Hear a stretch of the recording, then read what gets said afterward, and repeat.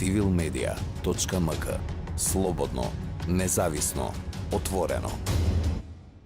Има различни дефиниции секако за хибридни закани и хибридни напади, но тие вклучуваат не само дезинформација, него многу повеќе.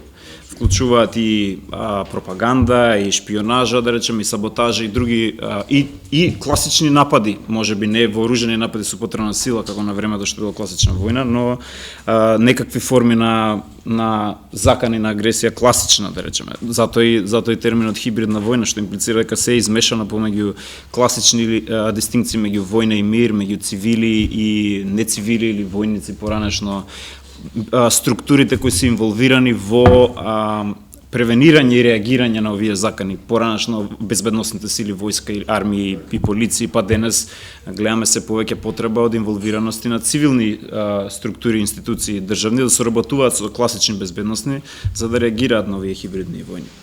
Тоа што јас сакав повеќе да се фокусирам во мојот говор е не толку како што првите двајца говорници збореа за хибридни закани од полиси перспектив, од перспектива што може, што треба институциите да направат, туку да му пристапам на проблемов од меѓународно право, од правен проблем, од правен аспект, да видиме што е, колку се проблематични хибридни закани и напади од оваа перспектива.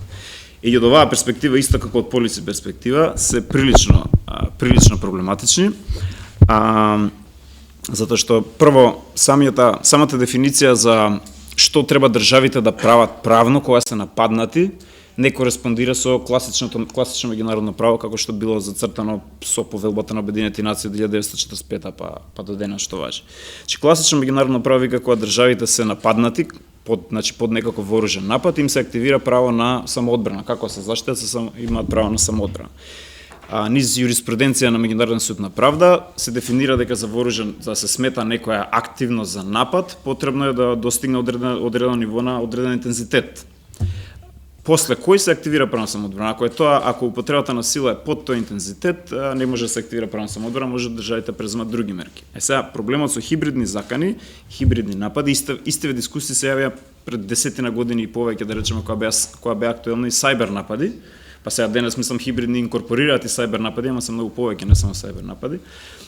Исто дискусиите се јавија дали сајбер напади и денес хибридни напади може да активираат право на самоодбрана државите класична самоодбрана, секако дека не може да активираат и тоа е главната одлика на хибридни закани што идат под радарот, што се тие по субверзивни во нивните функционирање методи на и штетата која што прават за да не може да активираат класично право на самоодбрана на државите.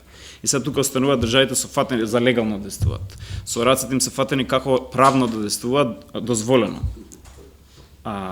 Ќе збориме после што е проблем ова, зборам се одговорите потенцијални правни на хибридни напади предизвикани од државни актери. Како што рековме, една од карактеристики на хибридни напади се тоа што некогаш и недржавни актери се инволвирани, што уште е попроблематично. Кој стои точно за нападот не се знае.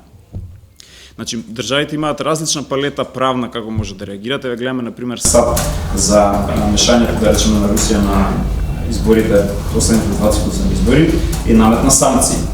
Економски санкции се еден правно дозволен метод. Друг метод се да речеме реторзи и реторзивни мерки да протераат дипломати.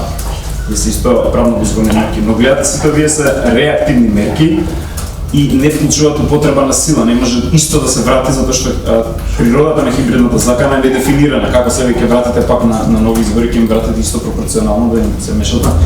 Многу е тешко да се одговори адекватно на таква закана.